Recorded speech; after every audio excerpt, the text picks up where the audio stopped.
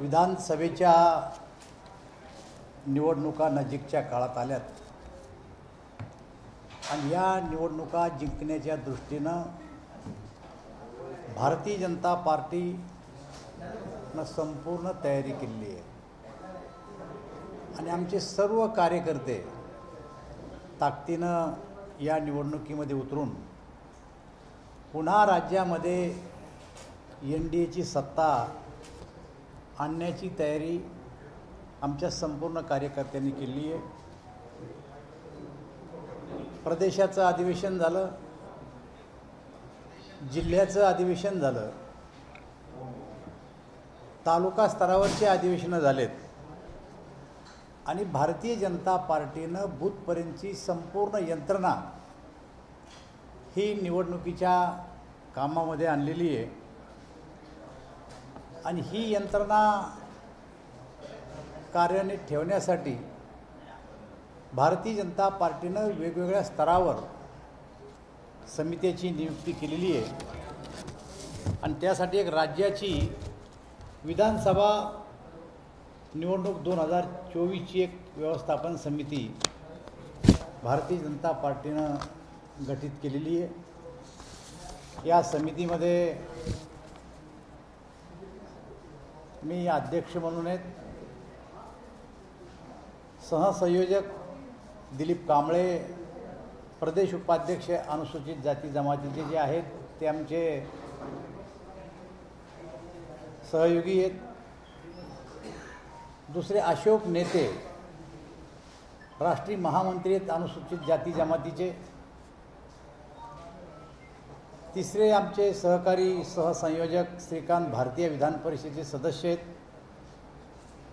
जाहीरनामा समिती जी आहे यामध्ये सुधीर भाऊ मुनगंटीवार आपल्या राज्याचे मंत्री आहेत। विशेष संपर्क समिती त्यामध्ये आपल्या राज्याचे मंत्री नामदार चंद्रकांत दादा पाटील आहेत। सामाजिक संपर्क समितीमध्ये पंकजाताई मुंडे आहेत। महिला संपर्क समितीमध्ये आमच्या राष्ट्रीय सचिव विजयाताई रहाटकर आहेत। कृषी क्षेत्र समितीमध्ये आमचे राज्यसभेचे सदस्य अशोकराव चव्हाण आहेत। लाभार्थी संपर्क समितीमध्ये राधाकृष्ण विखे पाटील आहेत। युवा संपर्क समितीमध्ये आमच्या केंद्रीय राज्यमंत्री रक्षाताई खडसे आहेत। प्रचार यंत्रणा समितीमध्ये आमचे नामदार रवींद्र चव्हाण साहेब आहेत। सहकार क्षेत्र समितीमध्ये सहकार क्षेत्रात काम करणारे आमचे ज्येष्ठ नेते प्रवीण दरेकर आहेत। अनुसूचित जाती जमाती संपर्क समितीमध्ये आमचे माजी आमदार विजयभाई गिरकर आहेत। अनुसूचित जमाती संपर्क समिती जी आहेत त्यामध्ये नामदार विजयकुमार गावित आहेत। सोशल मीडिया IT मध्ये आमदार निरंजन डावखरे विधान परिषदेचे सदस्य आहेत आमचे। मीडियामध्ये विधानसभा सदस्य अतुल भातखळकरजी आहेत आणि महायुती निवडणूक अभियान समन्वय गिरीश महाजन आपले नामदार आणि चुनाव आयोग संपर्क प्रमुख म्हणून आम्ही किरीट सोमय्याजी यांना प्रमुख केलेलं आहे। ग्रामीण आणि शहरी भागातल्या ज्या स्वराज्य संस्था आहेत त्यामध्ये केंद्रीय राज्यमंत्री मुरली मनोहर यांना दिलेलं आहे। विशेष आमंत्रितामध्ये नितीनजी गडकरी केंद्रीय मंत्री, प्रदेशाध्यक्ष चंद्रशेखरजी बावनकुळे, आमचे नेते उपमुख्यमंत्री देवेंद्रजी फडणवीस, केंद्रीय मंत्री पीयूषजी गोयल, आमचे राष्ट्रीय महामंत्री विनोदजी तावडे, मुंबईचे भारतीय जनता पक्षाचे अध्यक्ष आशिषजी शेलार, माजी केंद्रीय मंत्री नारायण राणे, माजी मंत्री गणेशजी नाईक, माजी केंद्रीय राज्यमंत्री हंसराजजी आहिर, प्रदेश महामंत्री रणधीर सावरकर, प्रदेश महामंत्री विक्रांत पाटील हे पदसिद्ध आहेत। सगळे महामंत्री हे आमचे पदसिद्ध आहेत।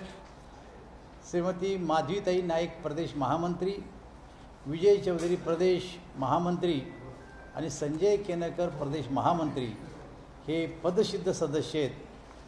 अशा प्रकारची ही समिती भारतीय जनता पार्टीनं राज्य पातळीपासून तर बूथ लेवलपर्यंत संचलन करण्यासाठी आणि विधानसभेच्या निवडणुकीचं संचलन करण्यासाठी ही समिती भारतीय जनता पार्टीनं नियुक्त केलेली आहे. यामध्ये नितीन गडकरींचा समावेश आहे का?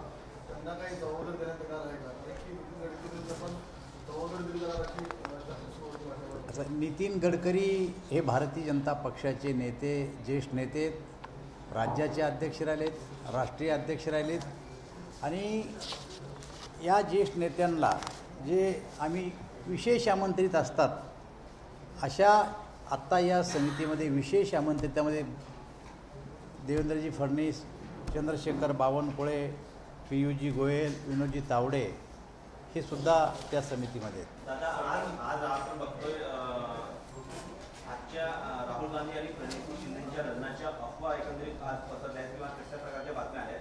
अजितदादांना सीएम पद अशा प्रकारच्या हेडलाईन्स आज आहेत. कसं बघताय?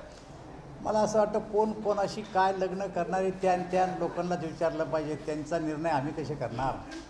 त्यामुळं हा प्रश्न त्यांना विचारा. विधानसभेच्या पार्श्वभूमीवर असे अफवा पसरवत आहेत का? विधानसभेच्या पार्श्वभूमीवर असे अफवा आहेत का? कसल्या? या लग्नाच्या.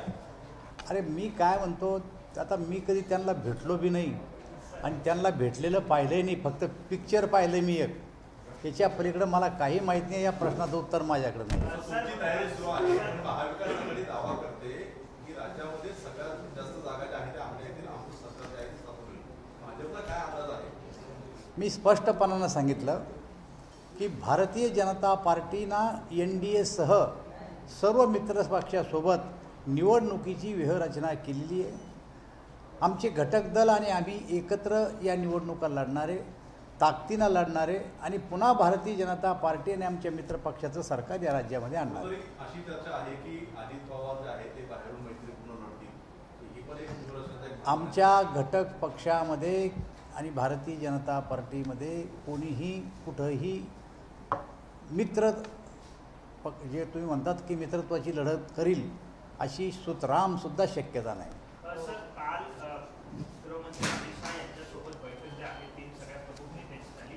त्यामध्ये अजितदादांनी मुख्यमंत्री पद द्या अशी मागणी केली. बिहार पॅटर्नचा उल्लेख तिथे करण्यात आला अशी बातमी जी आहे ती एका वृत्तपत्राला छापून आली. किती तथ्य आहे याच्यामध्ये खरंच अशी काही चर्चा झाली? मला असं वाटतं की या बातम्या नाही, ह्या अफवा आहे आणि तुमच्यासारख्या समजदार लोकांनी अशा अफवेवर विश्वास ठेवू नये. त्याचं कारण असं आहे की कोण मुख्यमंत्री होणार याची चर्चा आत्ता नाही, निवडणुकीनंतर आमचे घटक पक्ष आणि आम्ही एकत्र बसून याचा निर्णय करू. ना आम्ही ना आमचे विरोधी कोणीही मुख्यमंत्री पदाचा उमेदवार जाहीर करण्याची शक्यता फार कमी आहे. त्यामुळे आम्ही तर नक्कीच करणार नाही, कारण निवडणुकीनंतर हा विषय चर्चेला येईल. त्यात असाही उल्लेख आहे की 25 अशा जागा आहेत ज्या जागांवरती मैत्रीपूर्ण लढती जी आहेत ते होऊ शकतात. उदाहरणार्थ इंदापूरची जागा जी आहे त्या ठिकाणी अमरावती आहे, त्या ठिकाणी दोन्ही किंवा तिन्ही पक्षाचे उमेदवार आहेत. त्यामुळे तिथे मैत्रीपूर्ण लढतीचा एक प्रस्ताव जो आहे तो ठेवण्यात आला आहे अशी मी अगोदर स्पष्ट केलेलं आहे की राज्यामध्ये महायुतीच्या वतीनं कुठंही मैत्रीपूर्ण लढती होणार नाहीत, हे स्पष्ट आहे. सर, अपघातांचं प्रमाण वाढताना पाहायला मिळते. काल बावनकुळेंचा मुलगा जो आहे त्यांच्या गाडीचा अपघात झाला आणि काही गाड्यांना त्यामध्ये संकेत बावनकुळे सुद्धा गाडीमध्ये बसलेला होता अशी माहिती समोर येते. हे बघा, ज्या गाडीचा ॲक्सिडेंट झाला ती संकेतच्या नावावर आहे. संकेत त्यामध्ये होता, ॲक्सिडेंट झाला. पण ॲक्सिडेंट जर झाला तर ॲक्सिडेंट झाल्याच्या नियमाप्रमाणे कायदा आपलं काम करीन आणि जो कोणी गुन्हेगार असेल त्या गुन्हेगाराला त्याची शिक्षा भोगावं लागेल. मला असं वाटतं सकाळीच बावनकुळे साहेबांनी सुद्धा याचं स्पष्टीकरण दिलेलं आहे की कायदा कायद्याचं काम करीन आणि ज्यांनी कोणी गुन्हा केला असेल त्याच्यात तो नोंदवला जाईल. सर, खरं तर अमित शहा यांच्यासोबत बैठक झाल्यानंतर अशी माहिती समोर येते की जागा वाटपाचे एकंदरीत आराखडा तयार झालेला आहे, पण 15 ते 16 जागांच्या वादग्रस्त करू शकतात आणि त्याची पुन्हा एकदा सर्वेक्षण करण्याची जबाबदारी तुमच्यावर ठेवण्यात आलेल्याची माहिती जी समोर येते. काय काय नेमकं हे संपूर्ण आमच्या जागा वाटपाचा जो फॉर्म्युला आहे तो आम्ही तिन्ही पक्ष एकत्र बसून ठरवू. जागा वाटपामध्ये आमच्या तिन्ही पक्षात कुठलाही वादविवाद नाही आणि कुठल्याही अशा जागांनी की ज्या 16 जागा धोक्याच्या आहेत त्याचा पुन्हा सर्वे करणारे असं नाही आहे. आमच्या संपूर्ण जागा सेफ आहे आणि फक्त निवडून येण्याचा निकष हे आमचं सूत्र लावून आमचे सर्व नेते एकत्र बसून हा जागा वाटपाचा प्रश्न सोडतील. जयंत पाटील असं म्हटले की अजितदादांना ठाकूरचं जे आहे ते स्वतंत्र लढायला माहिती सांगतील आणि त्यानंतर त्यांना सोबत घेतील अशी काहीतरी व्यूहरचना जी आहे ती सुरू आहे असं जयंत पाटील म्हणतात. असं आहे, जयंत पाटील रोज एक नवीन काढतात आणि तुमच्या पुढं मांडतात आणि त्याचं उत्तर तुम्ही आम्हाला द्यायला लावता. मला असं वाटतं की आमच्या घटक दलामध्ये असं कुठंही काही नाही आहे. आमची जी काही चर्चा होती ती आमच्या तिघात होती. त्यामुळे जयंत पाटलाला आमची चर्चा कुठली माहीत नसताना अशा प्रकारचं वक्तव्य त्यांचं. सरकारमधले मंत्री धर्म बाबा यांची विविध सत्ता तुतारी हाती घेते तर तुतारीमध्ये मोठ्या प्रमाणात इन्कमिंग सुरू झाल्याचं म्हटलं जातं. ही अफवा आहे. असं कुठंही झालेलं नाही. वर्तमानपत्रातल्या बातम्या आहेत परंतु सत्य नाही आहे. नाही, पण आज पक्षप्रवेश करते. मी तुम्हाला आत्ता सांगतो आज की या गोष्टीमध्ये कुठलंही तथ्य नाही. हसन मुश्रीफ यांनी समर्थित राजेंवर समर्थित गाडगेंवरती नाव न घेता टीका केली आहे. ते म्हणतायत काहींनी फडणवीसांचा गैरफायदा घेतला. नाही, तो आता काहींनी म्हणलं आहे, मुश्रीफांचं नाव नाही घेतलं. त्यामुळं मुस्लिमाकडे रोख नेणं हे चुकीचं आहे. दादा, गणेश भास्करचा तुमचा व्हिडिओ लई व्हायरल झाला. नेमकी काय प्रक्रिया होती? अरे ज्यांनी केला विचारा त्यांना. सर, मनोज जरांगे पाटील असे म्हटले की आरक्षण मिळालं नाही तर वेळेपर्यंत मी हा लढा जो आहे तो सुरू राहणार आहे आणि मिळालं नाही तर फडणवीसांना लोळवेल अशा भाषेत त्यांनी ते नाही, आता कसं आहे की एकमेकाच्या निवडणुकीचा काळ आहे. एकमेकाच्या विरुद्ध वक्तव्य करतात. हे केवळ जरांगे पाटीलच नाही तर आम्हीसुद्धा आमच्या विरोधकावर करतो, विरोधकसुद्धा आमच्यावर करतात. त्यामुळं अशा प्रकारचे वक्तव्य निवडणुकीमध्ये होत असतात. संजय राऊत असे म्हणताय त्या पद्धतीनं नागपूरमध्ये जी घटना अपघाताची घडली, कायदा जो आहे तो फडणवीसांच्या पोटीवरती नाचतोय असं त्यांनी म्हटलेलं आहे. त्यांच्या शब्दप्रयोग याच्यापेक्षा वेगळा होऊच शकत नाही. रोज सकाळी उठले की त्यांना जर काही असं प्रकारचं बोलायला जर नसेल तर ते ब्रेकफास्टच करू शकत नाही. कायदा नाचतो वगैरे ही काही महाराष्ट्राची भाषा नाही आहे. आणि त्यामुळं त्यांनी जरा सावध भाषा वापरली पाहिजे असा आमचा सल्ला आहे त्यांना. प्रकाश आंबेडकर आता आदिवासी आणि इतर ओबीसी समाजाची गट बांधणी करून नवीन एक आघाडी तयार करण्याचा प्रयत्न करते. तिसरी आघाडी विधानसभेची तिसरी आघाडी कसं बघतो? आमची तयारी करतोय. संपूर्ण कार्यकर्ते आमचे निवडणुकीच्या कामाला लागलेले आहेत.